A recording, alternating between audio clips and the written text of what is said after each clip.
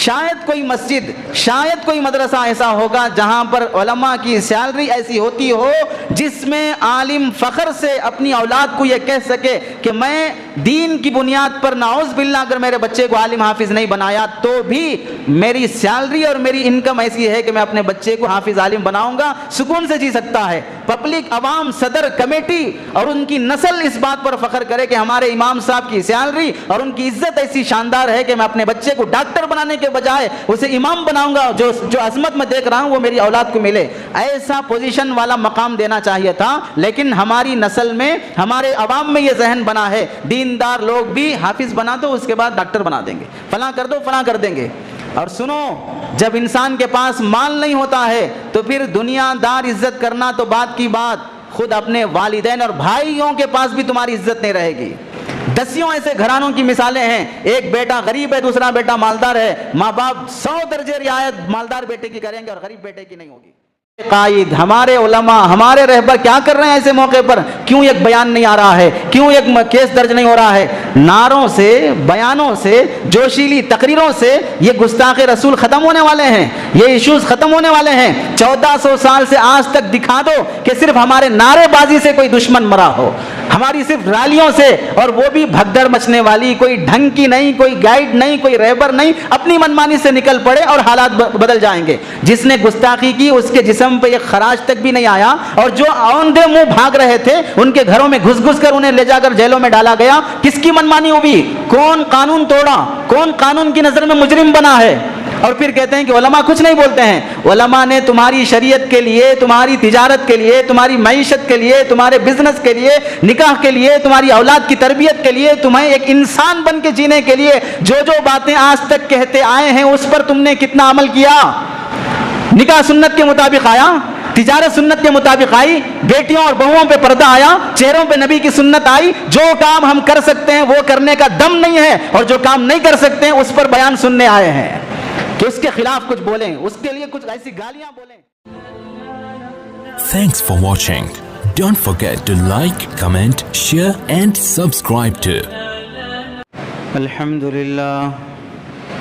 الحمد لله نحمده ونستعينه ونستغفره ونؤمن به ونتوكل عليه ونعوذ بالله من شرور أنفسنا ومن سيئات أعمالنا من يهده الله فلا مضل له ومن يضلله فلا هادي له ونشهد أن لا إله إلا الله ونشهد أن محمدا عبده ورسوله أما بعد فقد قال الله تبارك وتعالى في القرآن المجيد والفرقان الحميد أعوذ بالله من الشيطان الرجيم بسم الله الرحمن الرحيم يا أيها الذين آمنوا إذا تداينتم بدين إلى أجل مسمى فاكتبوه وقال النبي صلى الله عليه وسلم إن من عقل الرجل إصلاح معيشة أو كما قال النبي صلى الله عليه وسلم اللهم صل على سيدنا محمد وعلى آل سيدنا محمد وبارك وسلم اللهم صل على سيدنا محمد وعلى آل سيدنا محمد وبارك وسلم اللهم صل على سيدنا محمد وعلى آل سيدنا محمد وبارك وسلم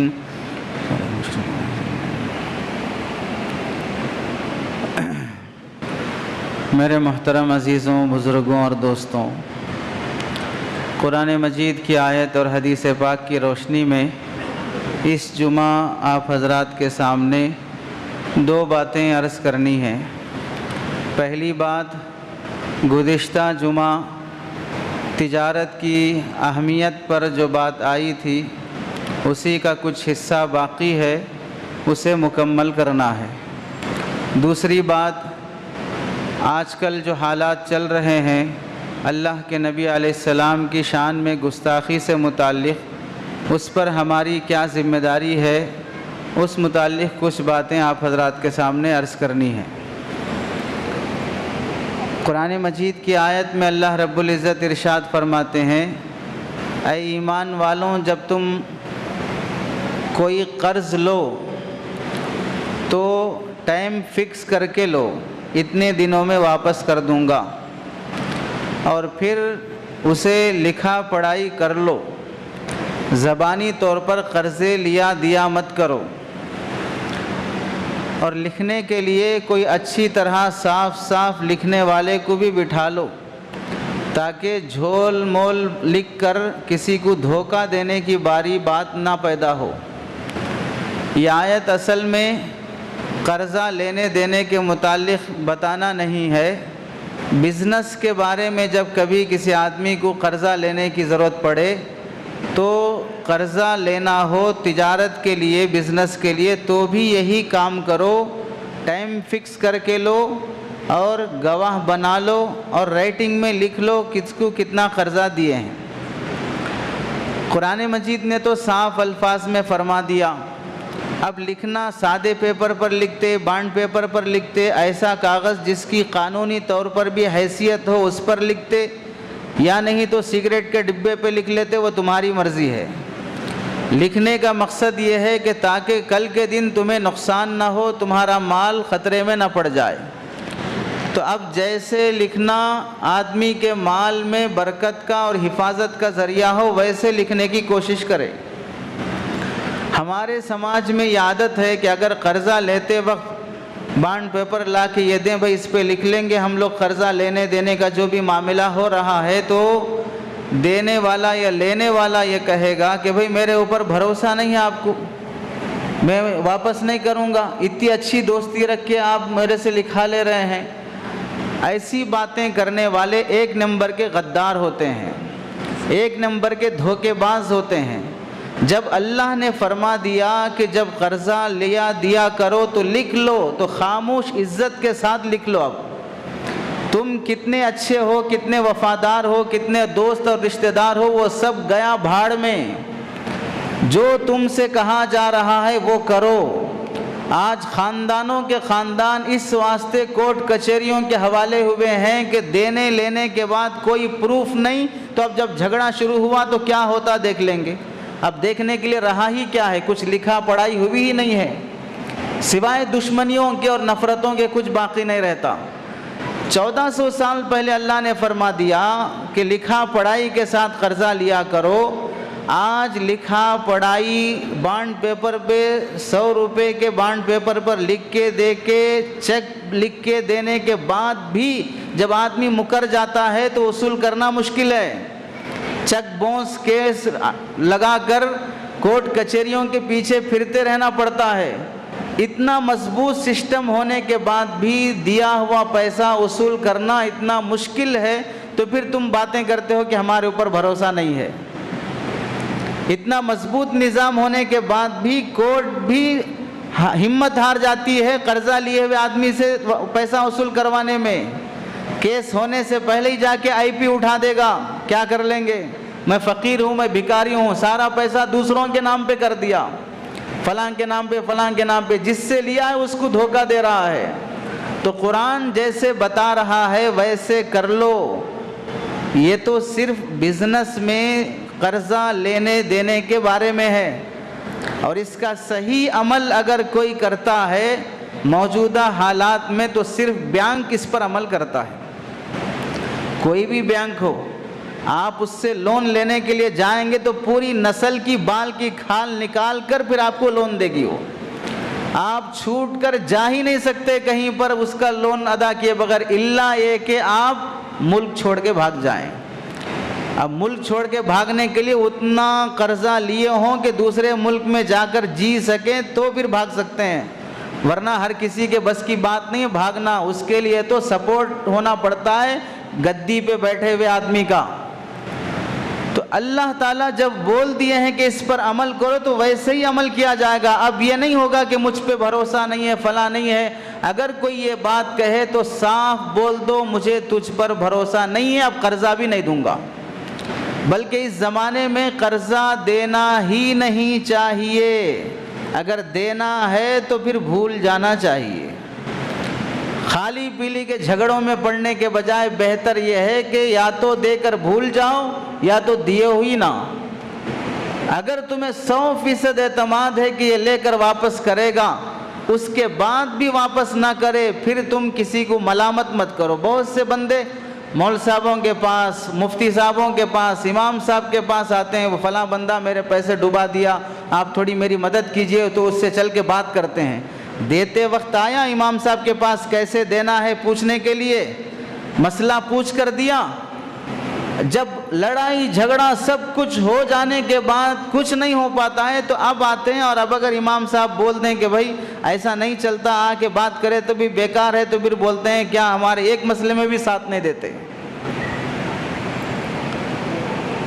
یعنی ایسی مکاری اور ایسی نفاق اور چال بازی کہ آدمی کو کہاں کیسے یوز کرنا چاہیے وہی انسان اپنا رہا ہے، کہ اس کو یہ ٹائم پہ یوز کر سکتے ہیں، امام صاحب کو کون سے ٹائم پہ یوز کرنا چاہیے اس لحاظ سے استعمال کیا جاتا ہے۔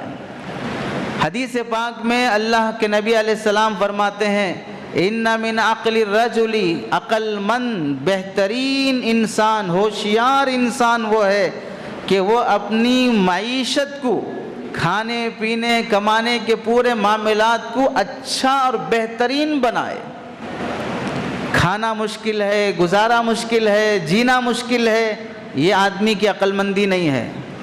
بہت سے بندے ایسے ہیں فلاں دین کا کام ہے، فلاں نیک عمل ہے، فلاں نیک کام ہے، اس واسطے ایگزام چھوڑ دو، دکان چھوڑ دو، کاروبار چھوڑ دو، کیسے چلے گا؟ اللہ دیکھ لے گا۔ جب تمہیں جوتے پڑ رہے ہیں، نوکری نہیں مل رہی ہے، فاقے ہو رہے ہیں، تب بھی تو اللہ دیکھ رہا ہے، پھر کیوں شکایت کر رہے ہو؟ جب ذمہ داریاں چھوڑ کر غافل بیٹھے یا غافل نکل پڑے تھے تب بھی اللہ دیکھ رہا تھا، اور جب عزت نیلام ہو رہی ہے تب بھی اللہ دیکھ رہا ہے۔ آدمی کی عقل مندی یہ ہے کہ وہ اپنی معیشت کو، اکنامک کو اور اپنے بزنس کو، کمائی کو مضبوط بنائے۔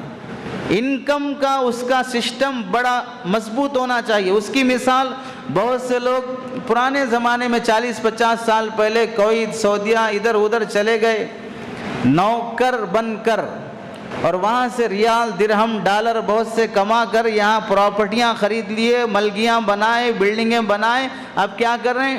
بیٹھ کر ٹکا کر ماہانہ لاکھوں روپے کے کرائے کھا کھا کے بیمار ہو رہے ہیں۔ ایسا مضبوط نظام کہ اب کچھ بھی نہیں کمائے تو بھی ماہانہ کرائے اتنے آتے ہیں کہ ان کی پوری اولاد پل جائے گی۔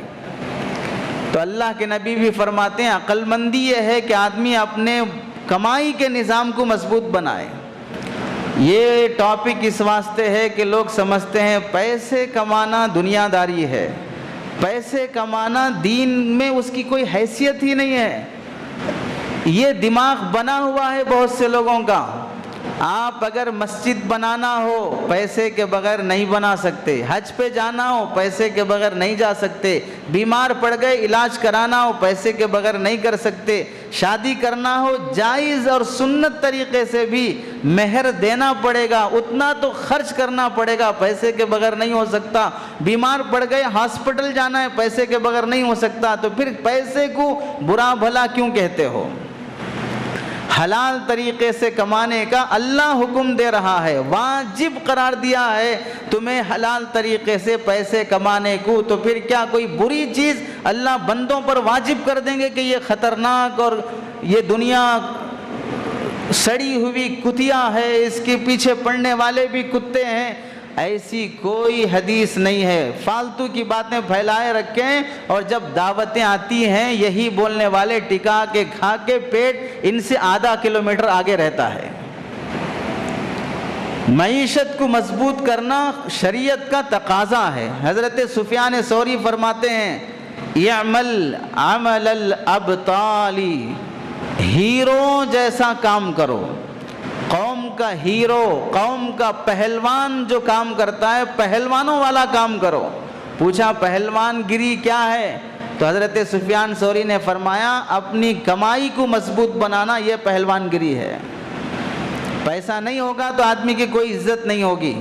اللہ کے نبی علیہ السلام ایک مرتبہ ایک صحابی کو حضرت عروہ باریقی رضی اللہ تعالیٰ عنہ کو 1 درہم دیے، بقرعید کا موقع تھا، اور فرمایا یہ لے جا کر مارکیٹ سے قربانی کرنے کے لیے ایک بکری خرید کر لاؤ۔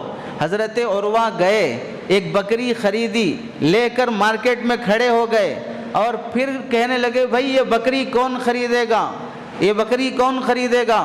اعلان کرنے کے بعد ریٹ 2 درہم کا لگایا، 1 درہم میں خریدے، وہیں پر بازو جا کر 2 درہم کا ریٹ لگایا، 2 درہم میں بیچ دیے، 1 درہم جیب میں رکھ لیا، اور 1 درہم سے جا کر اور ایک بکری خریدی، اللہ کے نبی علیہ السلام کو لے جا کر بکری بھی دیا، درہم بھی واپس کر دیا۔ اللہ کے نبی علیہ السلام نے پوچھا بھئی یہ کیسے؟ تو کہا مارکیٹ سے بکری خریدا، وہاں 2 درہم میں بیچا، نفع آیا، بکری فری میں پڑ گئی، پیسہ بھی واپس ہو گیا۔ اللہ کے نبی علیہ السلام نے جب یہ دیکھا تو ان کے ذہن کی تعریف فرمائی، ذہانت کی، ہوشیاری کی تعریف فرمائی کہ آدمی بزنس مین ہونا چاہیے، تجارت کا دماغ ہونا چاہیے، مکاری کا، چاپلوسی کا دماغ نہیں، ڈیڑھ ہوشیاری کا دماغ نہیں، حلال طریقے سے کمانے کا دماغ ہونا چاہیے۔ لیکن مسئلہ یہ ہے کہ اگر کوئی آدمی قربانی کا جانور متعین کر دے کہ یہ جانور میں قربانی کے لیے دوں گا، یہ چونکہ اللہ کے نبی کے وکیل تھے، جانور خریدتے ہی وہ متعین ہو گیا قربانی کے لیے، اب اس سے نفع اٹھانا جائز نہیں، اس لیے وہ ایگسٹرا درہم جو آیا تھا صدقہ کر دیا۔ مسئلے پر عمل کر کے بھی بتایا اور تجارتی ذہن کی تعریف بھی فرمائی۔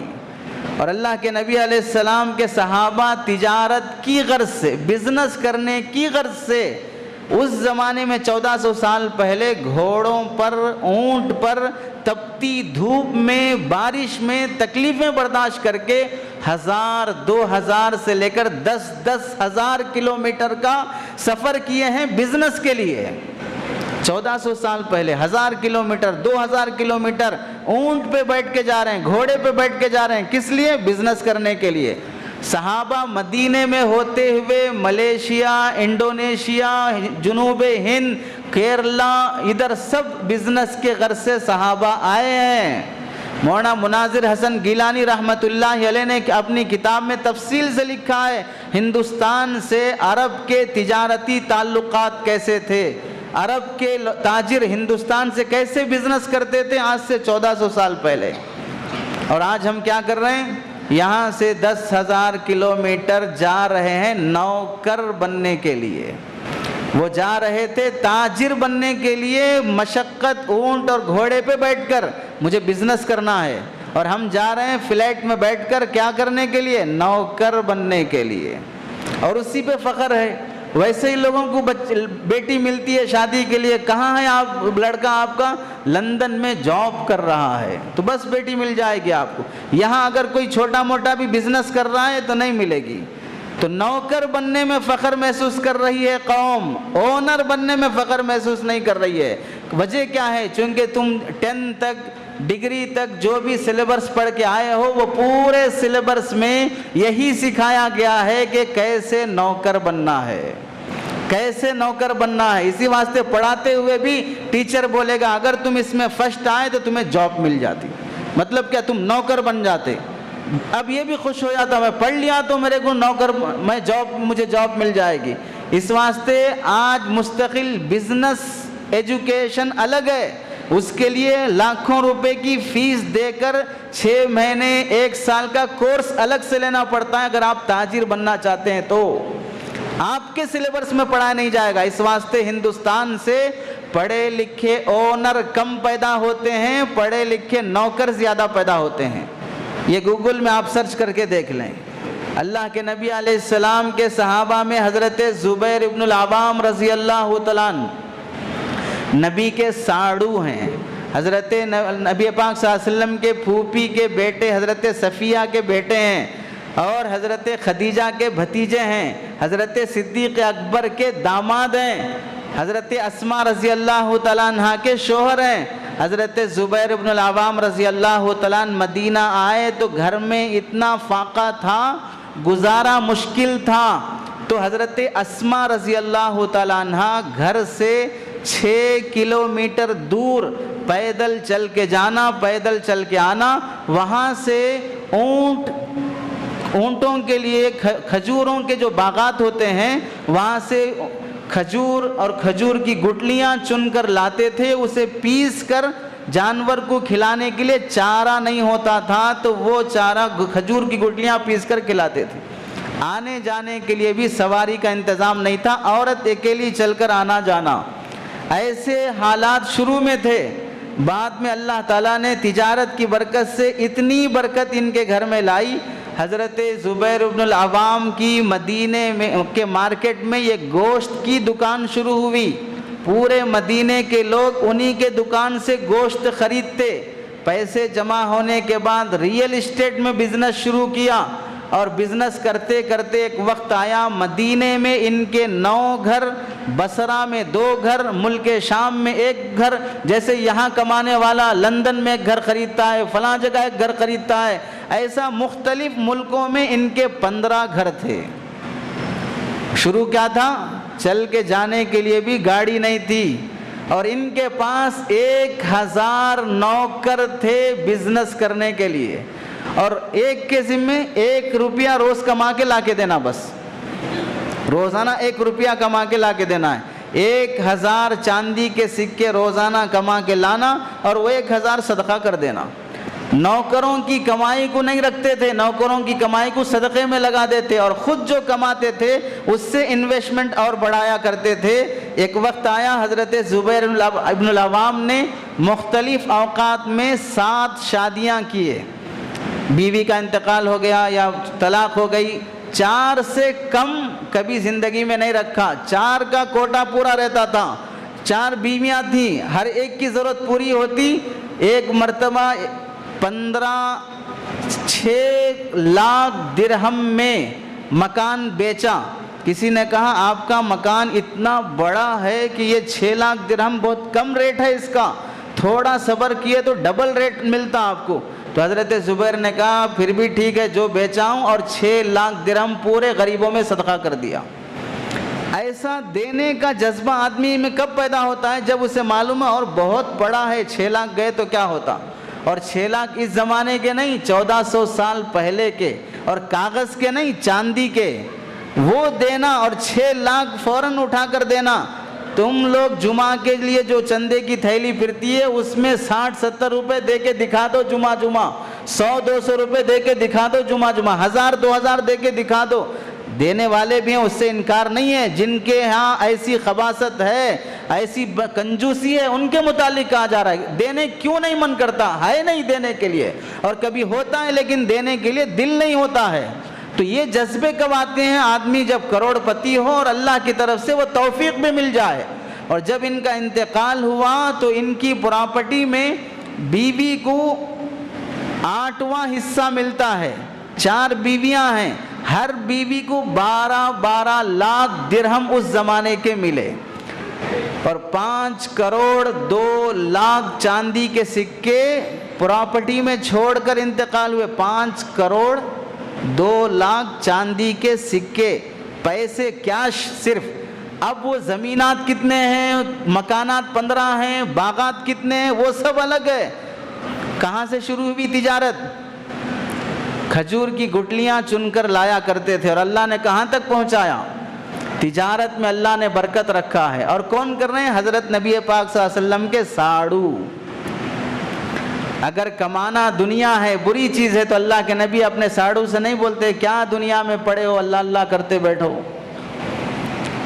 موجودہ زمانے میں عرب کا ایک مسلمان شخص سلیمان الراجحی، 25 دن 1 مہینہ پہلے انتقال ہوا اس شخص کا۔ جب وہ اسکول میں پڑھتا تھا تو اتنا غریب بچہ کہ ایگزام کے بعد بچوں کو پکنک پر لے جانے کے لیے استاذ نے کہا کہ سب 1 درہم پیسے جمع کرو، 1 ریال، سب کو پکنک پر جانا ہے۔ اس بچے کے پاس غربت کی وجہ سے 1 ریال بھی نہیں ہے۔ ایگزام میں فرسٹ آیا، استاذ نے 1 ریال انعام میں دیا، وہی لے جا کے پکنک کے لیے دے دیا، گھوم پھر کے آ گئے، پڑھائی مکمل ہو گئی۔ پڑھائی مکمل ہونے کے بعد سعودیہ عرب ریاض میں اس نے ایک چھوٹا سا کمرہ کرائے پر لے کر ایک بینک شروع کیا، اور آج بھی عرب ممالک میں وہ بینک الراجحی بینک کے نام سے جانا جاتا ہے۔ وہ 1 درہم کا بھی 1 ریال کا بھی محتاج شخص اپنا بزنس کھجوروں کا، کپڑوں کا، فلاں کا بزنس شروع کرتے کرتے ایک وقت آیا کہ موجودہ 2019 میں کرونا وائرس کی وجہ سے جب لوگ پریشان تھے تو اس وقت اس نے $170 ملین لوگوں پر خرچ کیا. $170 ملین لوگوں پر خرچ کیا. اور پھر ایک موقع سے اس نے 16 ارب ڈالر طوفان، قحط زدہ، فلاں مصیبت زدہ علاقوں میں لوگ جو پریشان ہوتے ہیں ان کے لیے 1.5 لاکھ ارب ڈالر لوگوں پر خرچ کیا. 1.5 لاکھ ڈالر نہیں، 1.5 لاکھ ارب ڈالر لوگوں پر خرچ کیا. اور اس کے یہاں کام کرنے والے نوکروں کی تعداد ہے 1.5 لاکھ. 1.5 لاکھ اس کے پاس کام کرنے والے نوکروں کی تعداد ہے. نوکر پڑھا لکھا ہے اور یہ بزنس مین ایسے کروڑوں میں خرچ کر رہا ہے. 16 ارب ڈالر غریبوں پہ خرچ کر رہا ہے. کہاں سے شروع ہوئی تجارت؟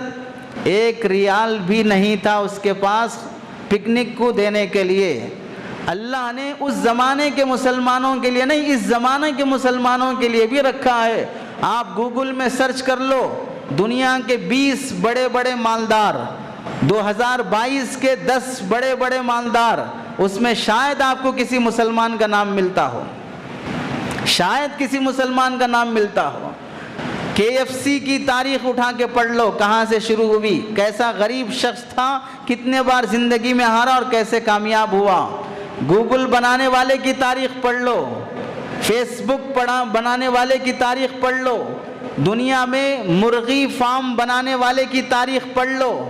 دنیا میں پلاسٹک کی کمپنی جب شروع ہوئی تو اس میں امبانی کمپنی بھی اسی وقت شروع ہوئی تھی. کہاں سے شروع ہوئی اور آج کہاں پر ہے دیکھ لو. اس وقت ملک سیاسی پارٹیوں کے ہاتھ میں نہیں ہے، تاجروں کے ہاتھ میں ہے. مسلمان ہو غیر مسلم ہو، اگر وہ بزنس اور تجارت کرتا ہے تو اللہ تعالیٰ حلال اور صحیح اخلاق کو اپنا کر تجارت کرتا ہے تو اسے ترقی دیتے ہیں. اس کے ساتھ ایک مسئلہ یہ ہے، بہت سے بندے تجارت کی جب بات آتی ہے، سب اکثر و بیشتر ایک سوال یہ بھی ذہن میں آتا ہے، تو پھر علماء تجارت کیوں نہیں کرتے؟ علماء کو بھی تجارت کرنا چاہیے. یہ ذہن عوام میں بھی ہے اور یہ ذہن خواص میں بھی ہے. یہ ذہن بننے کی وجہ علماء کا معیشت کا نظام، معاشی نظام کمزور ہونا نہیں ہے. اس کی وجہ یہ ہے کہ مسلمانوں میں اپنے اپنے کمائی کے لیے جو راستے ہیں، وہ راستوں میں سے بعض راستوں کو ہم لوگوں نے حقیر شمار کر دیا ہے. مثلا پڑھنے کے بعد آپ لوگ ڈاکٹر بن کر کلینک کھولیں تو فخر کی بات ہے. پڑھنے کے بعد آپ لائر بن کر اپنی آفس کھولیں تو فخر کی بات ہے. پڑھنے کے بعد آپ اپنے سول انجینئر بن کر آپ اپنی آفس کھول کر کمپنیوں سے آپ ڈیل کریں تو پھر فخر کی بات ہے. وہی بچہ حافظ بن کر، عالم بن کر مسجد مدرسے کے نظام کو سنبھالے تو پھر کیا بولتے ہیں، کیا کرتے پڑھ کے آپ؟ خالی مسجد مدرسہ، کیا رہتی اس میں سیلری؟ آپ ڈاکٹر بن کر کمائیں، خوب لوٹیں، بیمار سے بھی لوٹیں، غریب سے بھی لوٹیں، پیشنٹ سے بھی لوٹیں، صحت مند سے بھی لوٹیں. معلوم ہے کچھ بھی بیماری نہیں ہے، پھر بھی یہ ٹیسٹ کراؤ، وہ ٹیسٹ کراؤ، وہ ٹیسٹ کراؤ. علاج سستا ہے، ٹیسٹ مہنگا ہے. علاج سستا ہے، ٹیسٹ مہنگا ہے. 5 ٹیسٹ کرانے کے آنے کے بعد پھر دوائی جو لکھ کے دیا وہ 60 روپے میں آئی ہو. ٹیسٹوں کو کتنا خرچ ہوا صاحب؟ 11,000 خرچ ہوا. یہ سب ٹھیک ہے، لیکن اگر علماء پڑھ کر فارغ ہونے کے بعد مدرسہ مسجد کے نظام کو سنبھالیں گے تو پھر کہیں گے اس میں کیا آپ کو انکم رہتی ہے. تو اب علماء کے لیے تجارت کا مشورہ دیتے ہیں ہمارے خیر خواہ لوگ. تو یاد رکھ لو، تجارت کرنا بہت بڑی چیز ہے. علماء میں بھی 2 طرح کے لوگ ہوتے ہیں. بعض علماء وہ ہیں جن کا ذہن صرف پڑھنے پڑھانے پر، مسئلے مسائل پر، ریسرچ پر لگتا ہے. بچوں کو پڑھانے کے لیے ان کا فیوچر بنانا ہے تو ان کو عالم بنانا ہے. مارکیٹ کا وہ فارم کی مرغی جو آتی ہے ویسے مولوی بنا کے نکالنا نہیں ہے. انہیں بہترین سے بہترین دماغ دینا ہے، علم دینا ہے. تو پھر استاذ کو بھی ویسا مطالعہ کر کے، ویسی تیاری کر کے بچوں کو پڑھانا پڑتا ہے.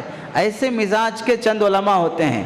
اور بعض علماء ہوتے ہیں جن کو پڑھانے سے، ریسرچ سے، تحقیق سے، لکھنے سے دلچسپی نہیں ہوتی ہے، ان کی دلچسپی دوسرے کاموں سے ہوتی ہے، نہ یہ خراب ہے نہ وہ خراب ہے، دونوں اچھے مزاج کے ہیں۔ تو اب علماء میں سے جو علماء پڑھنے کے مزاج کے ہیں، مدرسوں میں ان کا مشغلہ ہے، صبح شام علمی مصروفیت ہے، انہیں تجارت نہیں کرنا چاہیے، اور جو امامت کرتے ہیں اور جو تبلیغ کرتے ہیں ایسے علماء کو تجارت ہی کرنا چاہیے، کیونکہ پڑھنے پڑھانے اور ریسرچ کے لیے جو دماغ ہونا ہے وہ دماغ بزنس کے ساتھ نہیں ہو سکتا۔ حضرت تھانوی فرماتے ہیں تھوڑی دیر کے لیے مان لو جو مدرسوں میں پڑھنے پڑھانے میں لگے ہیں، ان کو اگر بزنس میں لاؤ گے تو میں چیلنج کرتا ہوں یہ علماء بزنس میں مارکیٹ میں آنے کے بعد جو مارکیٹ میں سب سے بڑا بزنس مین ہے اسے بھی ٹکر دے دیں گے اور آگے بڑھیں گے۔ ہو سکتا ہے یہ کام، لیکن بتاؤ علماء جو کام یہاں مدرسوں میں بیٹھ کے کرتے ہیں میں اس کے لیے 50 سال کا ٹائم دیتا ہوں، کر کے دکھا دو۔ مارکیٹ میں جو کام تم بزنس میں آگے بڑھنے کا اور پیسے کمانے کا کر رہے ہو، علماء آئیں گے تو مہینوں میں وہ کام کر کے دکھائیں گے، لیکن یہ کام جو یہاں پر ہو رہا ہے تم سالوں میں کر کے دکھا دو، نہیں کر سکتے۔ قرآن مجید کی حفاظت، آنے والے نئے نئے مسائل کا احکام کے حکم بیان کرنا، یہ کام مشغولیت کے ساتھ نہیں ہو سکتا۔ اور پھر ہمارا مقصد علماء کی خیر خواہی ہے یا علماء سے بدخواہی ہے؟ ان کی اکنامک اور ان کی معیشت کو مضبوط کرنا ہے تو پھر ہمیں یہ سوچنا چاہیے کہ علماء کو پڑھانا، بچوں کے پیچھے 8 گھنٹے 6 گھنٹیاں 7 کتابیں پڑھانا اور اس میں دماغ اور مغز ماری والی کتابیں پڑھا کر دماغ پورا انسان کا تھک گیا ہے، اب پھر وہ صاحب بزنس کے لیے آ کے بیٹھیں گے، یہ میٹر 150 روپے کا، وہ میٹر 300 روپے کا، یہ بنیان 60 روپے کی، اس طرح کا بولتے بیٹھیں گے تو پھر یہ علماء پر ڈبل بوجھ ہے کہ نہیں ہے؟ 8 گھنٹے وہاں پر مدرسے میں ڈیوٹی کرو، پھر اس کے بعد آ کر شام میں یہاں پر بیٹھ کر یہ چیزیں سامان بیچتے رہو، یہ ڈبل ڈیوٹی ہے کہ نہیں ہے؟ تو اگر خیر خواہی کا جذبہ ہوتا تو پھر یہ دماغ بننا چاہیے تھا کہ آپ جس کام میں لگے ہیں اس کام کے بدل کوئی دوسرا نہیں کر سکتا، اس لیے آپ اسی میں رہیں اور آپ کی سیلری بڑھائی جائے گی۔ ایک تاجر دکان پر رہ کر ماہانہ 30-35 ہزار 50 ہزار ماہانہ نفع کما لیتا ہے، وہ نفع آپ کو یہاں بیٹھ کر محنت کرنے پر دیا جائے گا۔ یہ خیال آنے کے بجائے آپ مدرسے میں بھی کام کرو، مارکیٹ میں بھی کام کرو، آپ ریسرچ سینٹر میں بھی کام کرو، دکان پر بھی کام کرو، اور پھر کیا بولتے ہیں ہم آپ کی بھلائی کے لیے بول رہے ہیں۔ یہ مگرمچھ کی آنسوں بہانے کی ضرورت نہیں ہے۔ اگر اتنی خیر خواہی ہے تو پھر ایک ڈاکٹر پڑھنے کے بعد کلینک کھولا، اب اس کو جا کر بولیے کلینک یہ آپ فری میں کیجئے، اپنے کمائی کے لیے کوئی چھوٹا موٹا بزنس کر لیجئے۔ لوگوں کا علاج کرنا کتنا ثواب کا کام ہے، تو قرآن حدیث اور دین پڑھنا پڑھانا کتنا ثواب کا کام ہے، یہ فری میں کرو، قرآن پڑھانا، دین پڑھانا، حدیث پڑھانا، اور اپنے گزارے کے لیے کوئی دکان کھول لو، تو پھر ٹریٹمنٹ کرنا بھی تو بہت بڑا ثواب کا کام ہے۔ تو ڈاکٹر سے کہو کہ بھئی فری ٹریٹمنٹ کریں اور پھر بازو سے سائڈ سے کپڑے کی دکان بھی کھول لیں۔ انجینئر سے کہو کہ وہ اپنا جو بھی کنسٹرکشن کا پلان ڈال کے دیتا ہے فری میں کر دے اور پھر کوئی جوتے چپل کی دکان بھی کھول لے۔ ڈبل بوجھ ڈالنے والے احمق ہوتے ہیں، اور مقصد کیا ہے؟ ان کے معیشت کو مضبوط کرنا ہے تو ان کی محنت کی قدر کی جائے۔ شاید کوئی مسجد، شاید کوئی مدرسہ ایسا ہوگا جہاں پر علماء کی سیلری ایسی ہوتی ہو جس میں عالم فخر سے اپنی اولاد کو یہ کہہ سکے کہ میں دین کی بنیاد پر نعوذ باللہ اگر میرے بچے کو عالم حافظ نہیں بنایا تو بھی میری سیلری اور میری انکم ایسی ہے کہ میں اپنے بچے کو حافظ عالم بناؤں گا، سکون سے جی سکتا ہے۔ پبلک، عوام، صدر، کمیٹی اور ان کی نسل اس بات پر فخر کرے کہ ہمارے امام صاحب کی سیلری اور ان کی عزت ایسی شاندار ہے کہ میں اپنے بچے کو ڈاکٹر بنانے کے بجائے اسے امام بناؤں گا، جو عظمت میں دیکھ رہا ہوں وہ میری اولاد کو ملے۔ ایسا پوزیشن والا مقام دینا چاہیے تھا، لیکن ہماری نسل میں، ہمارے عوام میں یہ ذہن بنا ہے دیندار لوگ بھی حافظ بنا دو اس کے بعد ڈاکٹر بنا دیں گے، فلاں کر دو فلاں کر دیں گے۔ اور سنو، جب انسان کے پاس مال نہیں ہوتا ہے تو پھر دنیا دار عزت کرنا تو بات کی بات، خود اپنے والدین اور بھائیوں کے پاس بھی تمہاری عزت نہیں رہے گی۔ دسیوں ایسے گھرانوں کی مثالیں ہیں، ایک بیٹا غریب ہے، دوسرا بیٹا مالدار ہے، ماں باپ 100 درجے رعایت مالدار بیٹے کی کریں گے اور غریب بیٹے کی نہیں ہوگی۔ اس میں خراب کم ہوں گے، اچھے زیادہ ہوں گے، لیکن دنیا یہ منظر دیکھ رہی ہے کہ اگر 2 بہو ہیں، ایک مالدار ایک غریب، تو مالدار بہو من چاہی آ سکتی جا سکتی ہے، اور غریب بہو جانے کے لیے باپ ماں اور شوہر یہ سب پوچھ کے جانا پڑے گا اور ٹائم پہ آنا پڑے گا، چونکہ غریب کو اجازت کے بغیر نہ آیا جا سکتا نہ جایا جا سکتا ہے۔ تو علماء کو بزنس میں کھینچنے کی کوشش کرنا، اور بعض کہتے ہیں کہ پارٹنرشپ میں کر لیجئے، پارٹنرشپ میں کرنے والے علماء کو سلیپنگ پارٹنر اور یہ ورکنگ پارٹنر، علماء کو سلیپنگ پارٹنر بنا کر ایسا سلا دیتے کہ قبر کے بعد حشر میں چڑھتے وہ لوگ، ایسا سلا دیتے ہیں کہ آپ تو سلیپنگ پارٹنر ہے، سوتے رہیے، آپ حشر کے میدان میں اٹھیں گے جب سوال کا جواب ہوگا۔ ایسا ڈباتے ہیں جو پارٹنر بنتے ہیں کہ اللہ کی پناہ، جن پر بھروسہ کر کے پیسہ انویسٹ کیا جاتا ہے اور حلال پیسہ، قرآن حدیث پڑھا کر کمایا ہوا پاکیزہ پوتر پیسہ، وہ بھی ڈبا دیتے ہیں لوگ پارٹنر بن کر۔ دسیوں تجربات لوگوں کے ہو چکے ہیں۔ اس واسطے علماء کی جو خدمتیں ہیں اس میں ان کی قدر کی جائے، ان کو مارکیٹ میں کھینچنے کی کوشش نہ کی جائے۔ اور بعض بڑے بھولے پن سے کہتے ہیں آپ نے جو ہدایہ میں کتاب البیوع پڑھا ہے، اقالہ پڑھا ہے، کتاب الصرف پڑھا ہے، فلاں پڑھا ہے، یہ سب کیسے اسلامی تجارت مارکیٹ میں آئے گی اگر آپ نہیں آئیں گے؟ اس کا جواب سیدھا سیدھا یہ ہے کہ جو علماء ہدایہ کی کتاب البیوع پڑھے ہیں اور اس کے مسائل ازبر ہیں، وہ مارکیٹ میں آنے تیار نہیں ہوتے، اور اگر آنے تیار ہو گئے تو پھر وہ ہدایہ کے مسائل کو مارکیٹ میں لانے کے قابل نہیں ہوتے، اور اگر لانے کے قابل ہیں تو پھر قوم انہیں لانے نہیں دیتی۔ وہ سب جو کتابوں میں پڑھے وہ وہاں رکھو صاحب، یہاں مارکیٹ میں نہیں چلتا وہ سب۔ شرافت کی زبان نہیں چلتی مارکیٹ میں، اسلامی مسائل کہاں سے سمجھ لیں گے لوگ؟ شرافت کے اخلاق نہیں چلتے ہیں، رف زبان، تیز زبان بات کریں گے تو ہی آپ کا بزنس ہوگا۔ اسی واسطے آج مسلمان جہاں بدنام ہے، اس میں ایک وجہ یہ بھی ہے کہ مسلمان مارکیٹ میں ٹھیلا بنڈی سے لے کر بڑے بڑے شو روم میں بزنس کرنے والا بھی ایسی گھٹیا زبان استعمال کرتا ہے، نہ مرد نہ بوڑھا نہ عورت نہ بچہ کسی کے ساتھ سلیقے کی زبان نہیں، ایسی گری ہوئی تیز زبان۔ کہاں سے لوگ اخلاق دیکھ کر متاثر ہوں گے؟ بزنس کی اہمیت اس وجہ سے ہے کہ بزنس کی وجہ سے دنیا کے آدھے حصے میں اسلام پھیلا ہے۔ آپ تاریخ اٹھا کر پڑھ لیں، انڈونیشیا، ملیشیا، بنگلہ دیش، سری لنکا، کیرلا، ہندوستان، دنیا کے کئی ممالک ایسے ہیں جہاں پر اسلام پھیلانے کے لیے صحابہ نہیں گئے، کوئی جماعت نہیں گئی، وہاں پر صحابہ تاجر اور بزنس مین بن کے گئے، ان کی تجارت کو دیکھ کر لوگ اسلام میں داخل ہوئے ہیں۔ کیرلا کی پرانی مسجد 1200 سال کی اس کی تاریخ ہے، وہ مسجد ایک ہندو راجا نے بنایا جب مسلمان تاجروں کے اخلاق دیکھا، ان کے رہنے کے لیے کوئی جگہ نہیں تھی تو اس نے مسجد بنا کر دیا کہ تمہارے بزنس مین یہاں آ کر رہے ہیں، یہاں ان کی میٹنگیں ہوں۔ ایسے اخلاق تھے۔ اور آج کا تاجر بنڈی والے سے لے کر دکاندار شو روم والے تک چچا لیتے نہیں لیتے، کہیں کو خالی پیلی میرا دماغ خراب کر رہے، ایسی گری ہوئی زبان۔ اور بازو وہاں پر کوئی غیر کوئی دوسری مذہب کا ہوگا، ایسی میٹھی زبان، آئیے مالک، آئیے سرکار، بیٹھیے سرکار، ایسی زبان اس کی ہوگی۔ اب بتائیے ہمیں کرنے کو کیا کرنا چاہیے؟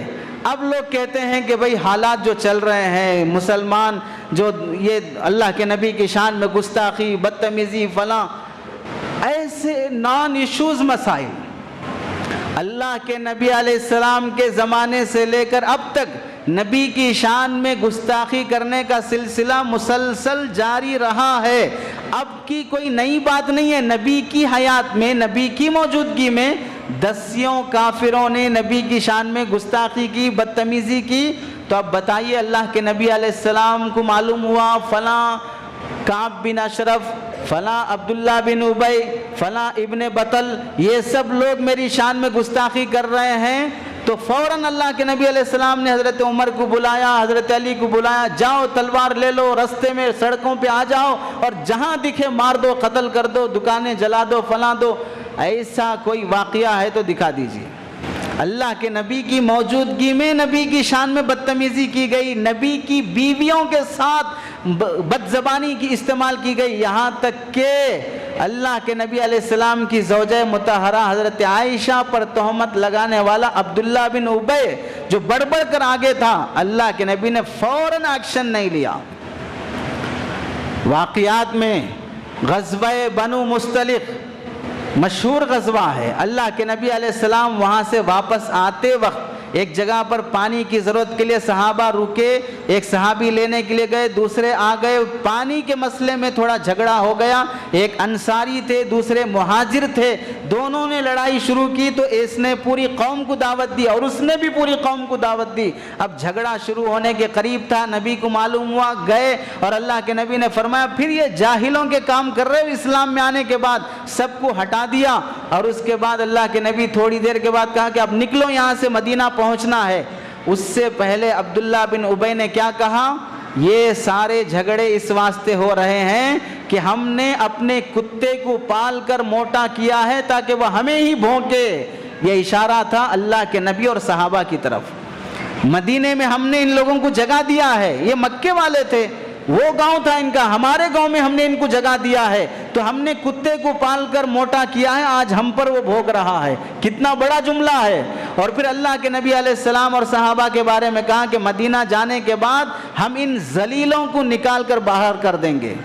نبی کو وہ جملہ پہنچا، حضرت عمر نے سنا، کہا کہ یا رسول اللہ اجازت دیجئے قتل کر دیتا ہوں اس کا۔ اللہ کے نبی نے فرمایا جلد بازی مت کرو، نکل پڑے مدینے کے لیے، چل رہے ہیں، رات ہو گئی، صبح ہو گئی، کہیں رکنے کا نام نہیں۔ صحابہ تھک گئے، ایسا چور ہو گئے کہ اب پانی یا سونا، کھانا یا سونا، ایسی تڑپ پیدا ہو گئی۔ پھر رکایا اللہ کے نبی علیہ السلام نے تاکہ وہ دماغ میں جو جھگڑا تھا وہ نکل جائے، وہ جو بات آئی تھی وہ ختم ہو جائے۔ وقت آنے کے بعد ایک ٹائم ایسا آیا جو عبداللہ بن ابی ایسی گندی زبان استعمال کیا، صحابہ کو پتا چل گیا کہ منافق ہے، یہ نبی کا دشمن ہے۔ پھر وہ ٹائم آیا کہ اس کا بیٹا حضرت عبداللہ رضی اللہ تعالیٰ نبی کے پاس آ کر فرمانے لگے یا رسول اللہ آپ مجھے اجازت دیجئے، میں اپنے باپ کی گردن آپ کے قدموں میں لا کر رکھوں گا۔ وہاں کیا تھا؟ اللہ کے نبی کی شان میں گستاخی ہوئی۔ وہ ٹائم بھی آیا کہ خود اس کا بیٹا حضرت نیک صحابی باپ کی گردن لانے کے لیے تیار ہے۔ اللہ کے نبی علیہ السلام اپنی موجودگی میں کبھی جذباتی فیصلے نہیں کیے ہیں۔ صبر کرنا، حکمت عملی سے کام لینے کا مطلب یہ نہیں ہے کہ ہم بزدل ہیں، ہم کم ہمت ہیں، ہم حوصلہ ہار گئے، ہمارے اندر اپنے باپ داداؤں کا، صحابہ کا، مجاہدین کا خون نہیں ہے، یہ مطلب نہیں ہوتا ہے۔ سوچ سمجھ کر تمناؤں کے بجائے عقل کو غالب کرنا، اپنی جذبات کے بجائے شریعت کے احکامات کو غالب رکھنا، اپنے ایموشنل چیزوں کو سامنے لانے کے بجائے شریعت کی تعلیمات اور حقیقت کو سوچ کر قدم اٹھانا۔ کوئی ایسا قدم نہ اٹھائے جو ہمارے لیے خود بوجھ بن جائے۔ کیا ہوا؟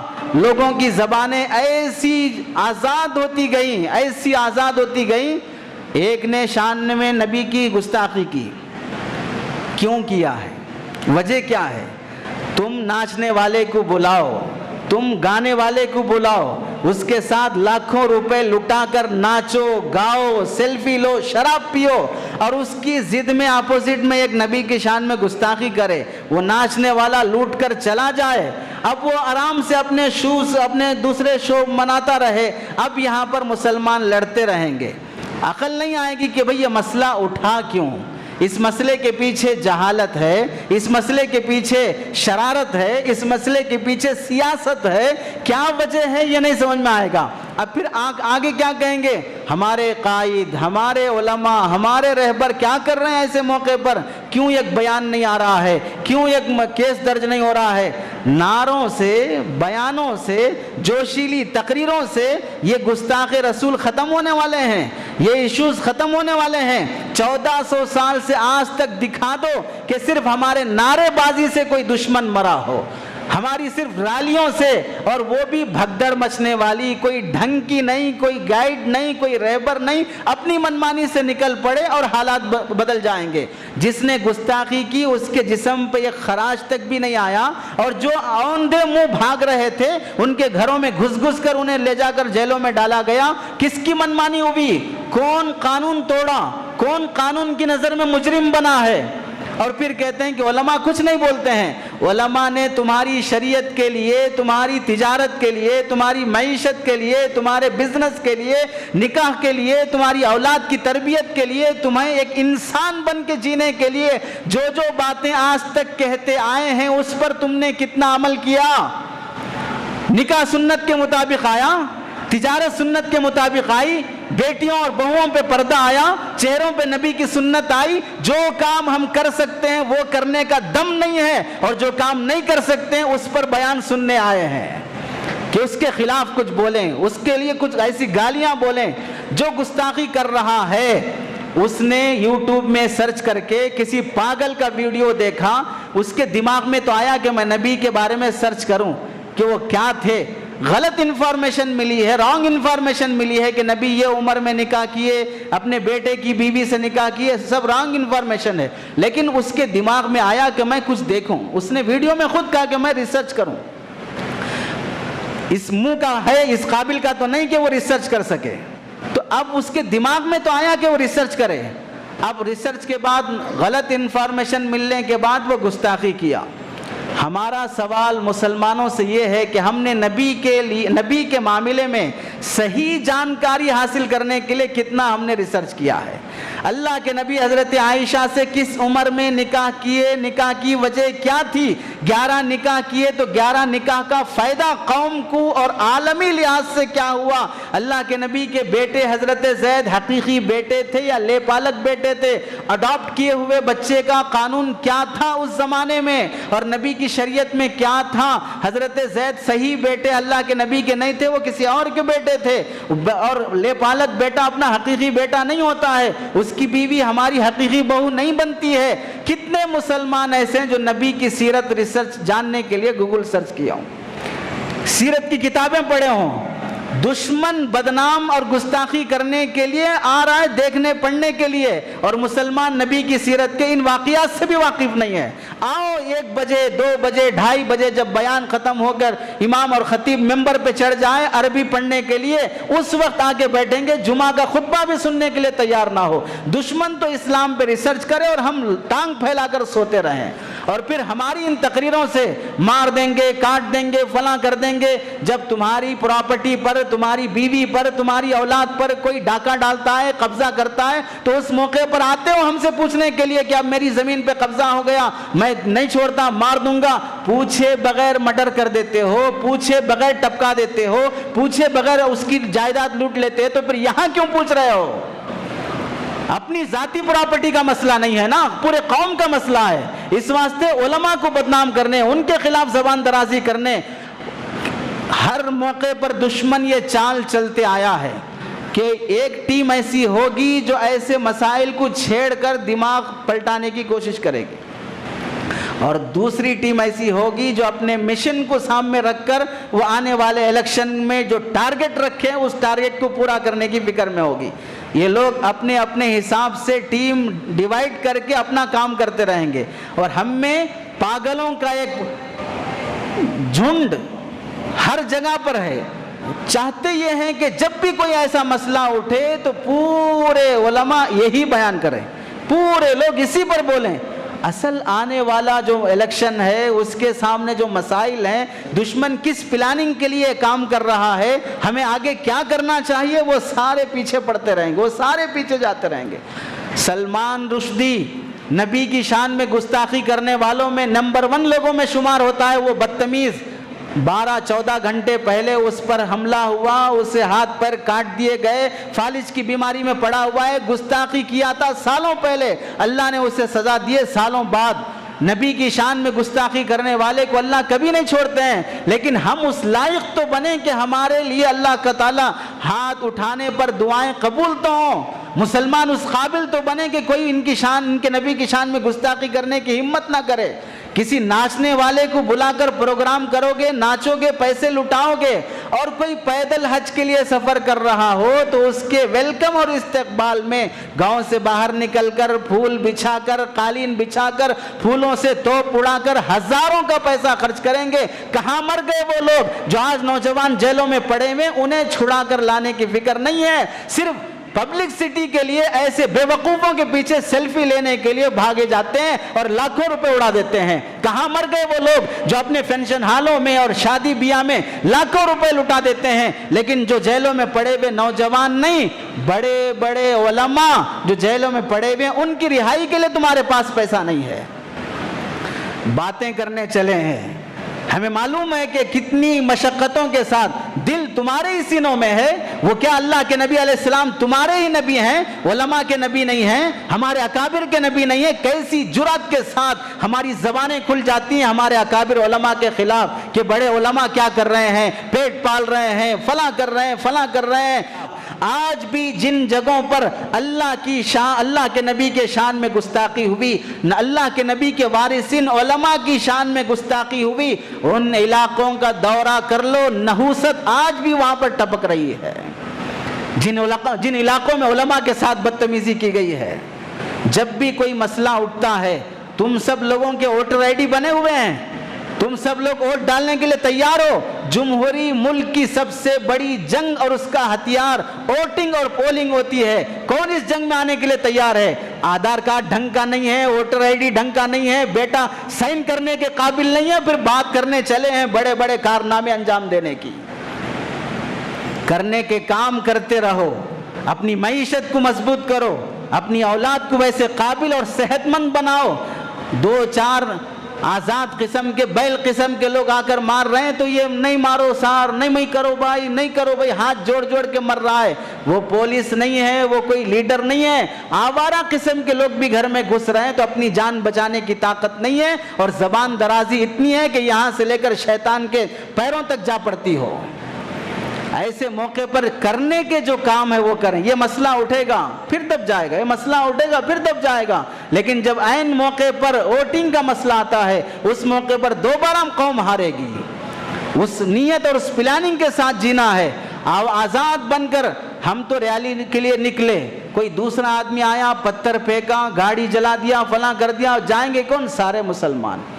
जज्बाती होना, जज्बाती बनाना ही वो चाहते हैं। सब्र का मतलब ये नहीं कि हम बुज़दिल बन जाएं, हिकमत अमली का मतलब ये नहीं कि हम कोई प्लानिंग ना करें, लेकिन अल्लाह के नबी अलैहिस्सलाम ने अपने ज़माने में जैसी प्लानिंग की है वैसे करो तो वो दिन देखने का भी मौका आएगा कि अल्लाह के नबी सुलह हुदैबिया में 1400 की कौम को लेकर काफिरों की हर बात मान रहे हैं, लेकिन 4 साल के बाद वही 1400 सहाबा 1.25 लाख की तादाद में बन रहे हैं। कैसे बने? बाज मर्तबा आदमी 2 कदम पीछे इस वास्ते हटता है कि उसे आगे छलांग लगाना है। शेर के 2 कदम पीछे हटने को देखकर उसकी बुज़दिली मत समझो, उसका 2 कदम पीछे हटना 10 कदम आगे छलांग लगाने के लिए होता है। उलमा और हमारे अकाबिर की खामोशी इस वास्ते नहीं कि वो बुज़दिल और कम हिम्मत हो चुके हैं, आगे आने वाले मसाइल को हल करने के लिए उनकी हिकमत अमली होती है। हम सही मुसलमान तो बन जाएं तो फिर अल्लाह ताला अपनी मदद खुद ब खुद नाजिल फरमाएंगे। अल्लाह से दुआ है कि अमल की तौफीक नसीब फरमाए। आमीन व आखिर दावाना अल्हम्दुलिल्लाहि रब्बिल आलमीन। अभी तक आपने मुफ्ती अहमदुल्लाह ऑफिशियल चैनल को सब्सक्राइब नहीं किया है तो सब्सक्राइब कर लें और बेल आइकन को प्रेस कर दें ताकि हमारे हर न्यू वीडियो की नोटिफिकेशन आपको जल्द से जल्द मिल जाए। जज़ाकल्लाह।